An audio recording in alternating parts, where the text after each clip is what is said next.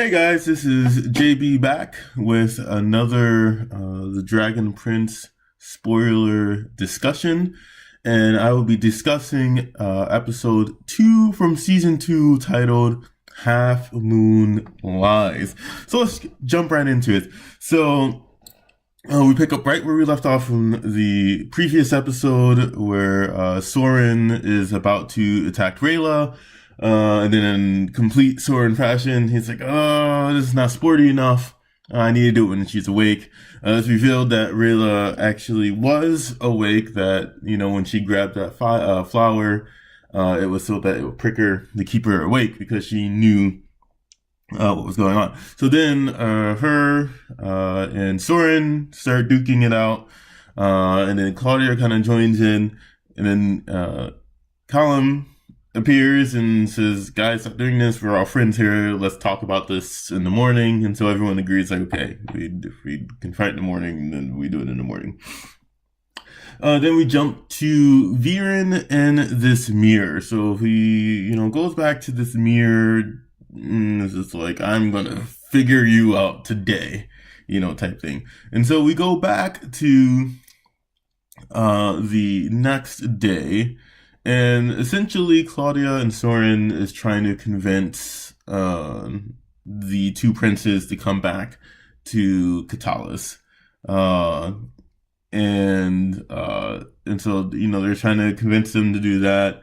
They realize that Claudia and Soren learns that the egg is no longer egg, it's a dragon, and Claudia immediately falls in love with the dragon, of course, because the dragon's cute.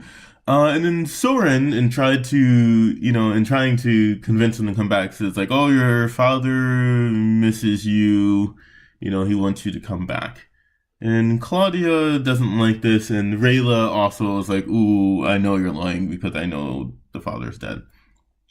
And so Rayla doesn't trust him, and, she tries to convince Callum, like, oh, we shouldn't trust him, I know they're lying. And it seems like Rayla is then about to tell Caleb, like, okay, well, this is why I think they're lying, because, she's about to tell him that his father is dead. But then Claudia interrupts and it's like, hey, can we talk? And Claudia and Soren had a conversation right before that. It's like, okay, we need to, try to, get him, convince him to come back. And, Soren is like, well, let's just use our fists. Let's just use brute force to try to bring him back. And Claudia's like, no, let me do another way. And she, she doesn't say this, but, she's like, okay, the power of the boner. Let me try to, convince Caleb to come back that way. And, it almost works. Meanwhile, Soren is with the prince, Ezrin, and Zim, and Ava, and the other girl that I can't remember her name right now. And he's essentially trying to get Ezrin in the accident. He's trying to carry out his father's orders. So he's like creating this zip line, and it's not like necessarily safe. And he wants there to be an accident to try to, again, carry out his secret mission from his father. And so, meanwhile, Claudia and Caleb are talking, and, Caleb is showing Claudia, like, the ruins and, all the magical stuff that was there, and, she's talking about dark magic, and Caleb's like, yeah, I don't really like that dark magic, and, she is kind of like, well, humans can't do magic, humans weren't born with anything, but, dark magic allows us, shows how great we can be.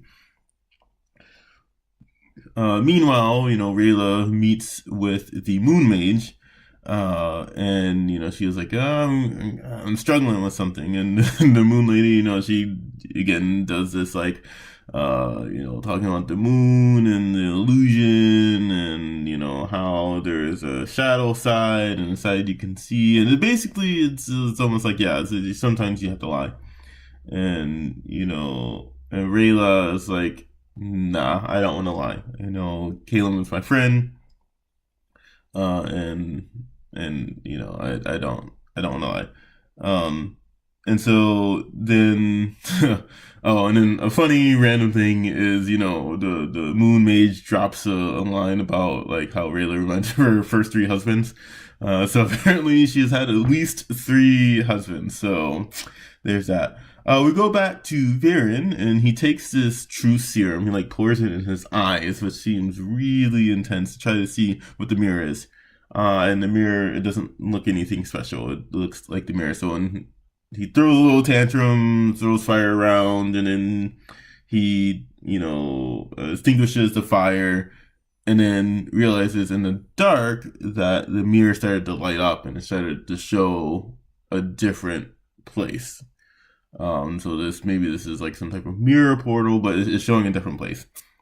And so he did end up at least knowing that it wasn't just a regular mirror.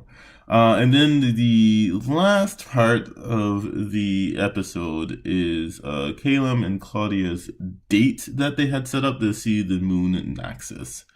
And this is, they're just really being, cute and just, really innocent flirtation toward each other. And then, they get to the point where they're actually about to kiss. And then, Claudia's like, no, I got to tell you something. And so she tells Caleb about his father's passing. And then this is where, Caleb walks away and he meets up with Rayla, and Rayla was just about to tell him, and then Rayla realizes, like, crap, he already knows. And then that's the episode. So here are some of my thoughts of the episode, and the first thing I would like to say is I loved the double meaning in the title, and I think this is going to be a thing moving forward, where the title has multiple meanings, and the title was Half Moon Lies. And it's interesting, sort of play on words, because in one sense it's like the half moon was lying. I mean, like it was there, it was a half moon. The second play on it is like, the half moon is lying because you only see half of the moon. And, the kind of theme of this episode is like, only knowing, like Caleb only knew half of the truth, or not all of the truth about his father. And even with Claudia and Soren, Soren is just like, yep, his father is still alive, and Claudia is like, nah. So even within that duel, it's like half, half is telling the truth and half isn't. And so I really like sort of the symbolism there and the multiple meanings within the title. The second thing I would like to talk about is Viren and this mirror. There's obviously, there's more to that. There's some type of hidden motive behind this mirror. The fact that Viren, is trying to figure out what is going on with this mirror, it's almost like he has an inkling of what it is, but isn't quite sure. And I wonder if there's some type of like end game going on with this mirror, like the fact that he's trying to figure out what this mirror does seems to indicate to me that there's some hidden motives there, and there's some, I don't know, that might be related to his end game. But he sort of got what he wanted, he realized that it wasn't just a mirror, and, he wants to figure out what's going on, with the mirror. And so that's going to be something, moving forward in the season, and maybe even past this season, because these seasons are absolutely way too short. The next point, and these last 2 points are connected, but I really enjoy how gray this show is. And, like, obviously this is still a kid's show, maybe a more mature kid's show, but it's still a kid's show. And, like, sometimes kid's shows, really, like, dive into black and white. Like, this is good, this is evil. Very clear, good and evil, and what is good and what is bad. Very black and white. And even Avatar, the great show that we praise, and it has many reasons for its praises. Even Avatar was very black and white. It's like, you had the Fire Nation, which was bad. You had, the Fire Lord, which was bad, and then you had the Avatar and his friends, which was good. And even Zuko's progression goes from good to bad. It's very light and dark, and that's, the theme here.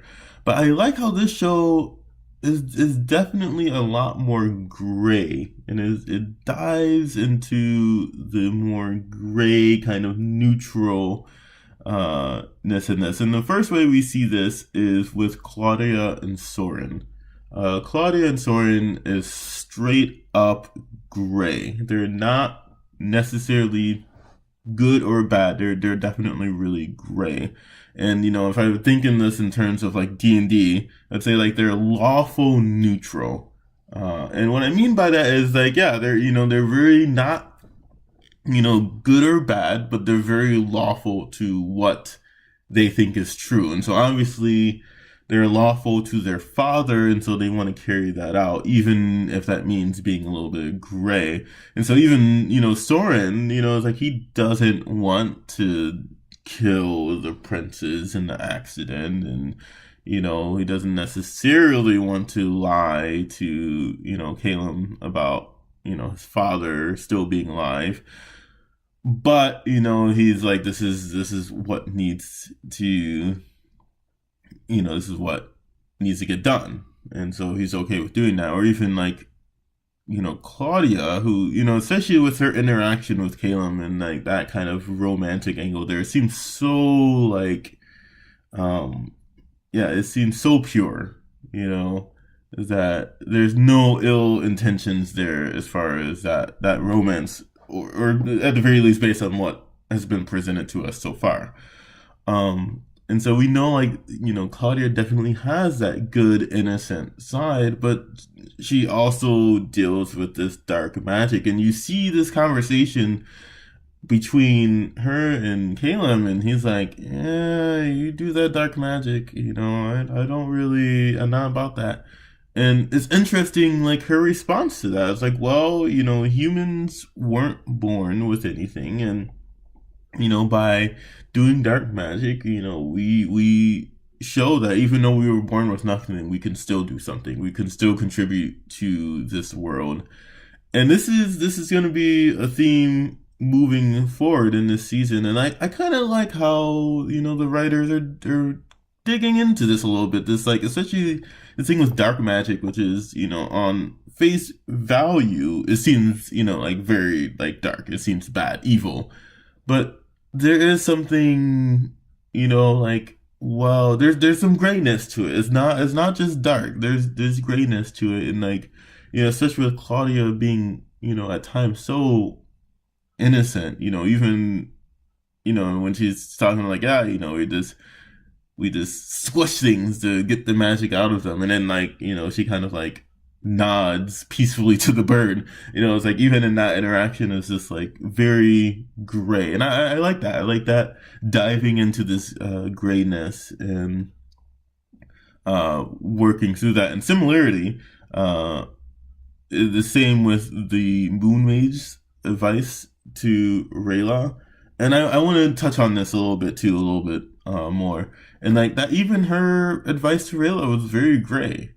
It's pretty much like, sometimes we need to be like them. Sometimes we're like the moon, where, we let certain truths out, and there's some that, we keep in the shadows, and that, sometimes it's for the best that we keep things in the shadow and not tell the whole truth. And like, I think there's something to that. It's not just like, oh, that's bad. And even though, Rayla's response to that was like, well, I still think this wrong. I need to tell Callum, and that's fine. But what this made me think of, if you guys have ever seen the movie Interstellar, some of you may not. It's definitely a divisive movie. But in the movie Interstellar, there's a robot, and he has his truth settings in it, and he never had it set to 100. He had it set to 90. And his rationale was like, sometimes like knowing the full truth can actually be more harmful. And I think there's actually some truth to that. That sometimes knowing everything is not the most helpful, and you know, it's okay to, you know, maybe leave some of that in the shadow. But again, going into the moon philosophy and kind of that being an innate thing that is in the moon shadow elves and Rayla, I definitely, even though it wasn't said, I think this is what how she came to the conclusion of like, yes, you know, there are times to keep, you know, those truths in the shadows, like the moon. When it's a half moon, you see half of it and the other half is in the shadow. But like the moon, there's going to be times where it is time to reveal its whole self. It's time to reveal the whole truth. And even though the show doesn't explicitly say that, they show that through Rayla of like, yeah, you know, she wanted to protect Caleb and Ezrin by not, you know, telling them the truth right away, and she's trying to find, you know, the right time, and then she decides like, no, I need to tell him now. And so I like the message that this show is going for, because it's not necessarily like, oh, you should always tell the truth, and if you keep things, then that's a lie. But I think the message is like, well, like it's all about the timing. It's like the moon. You know, how do you want to show? When do you want to show all of it? When do you want to show some of it? And I think that's relevant. I think that's something that, you know, we can think about, whether that is morally right or wrong. I think, you know, that's definitely up for debate. But I really enjoy how the show kind of dives into that a little bit, and it really dives into these gray area philosophy. And it's just like, well, it's not just about right and wrong. It's about, can we think? You know, can we think about these things and think about, you know, what is the best to do and at what time? And so I enjoyed that. And again, with the whole, you know, moon philosophy, so here for that. I'm so here for, you know, this kind of gray, you know, trying to figure out, you know, what is right, what is wrong. And I'm very much looking forward to, you know, discussing the rest of the season as that progresses. So those are my thoughts from episode 2. Let me know what you think in the comments. You know, what is your thoughts about Viren and this mirror? Like, what do you think that is in terms of like his end game? You know, do you think Claudia and Soren are lawful neutral? And then the last thing I would really like to see some discussion on is like the sort of the theme of grayness in the show. And like, is that something that you enjoy? Do you like that it's not just black and white, and that it gets a little bit more into some middle ground there? So let me know what you think, and I will see you on the next video.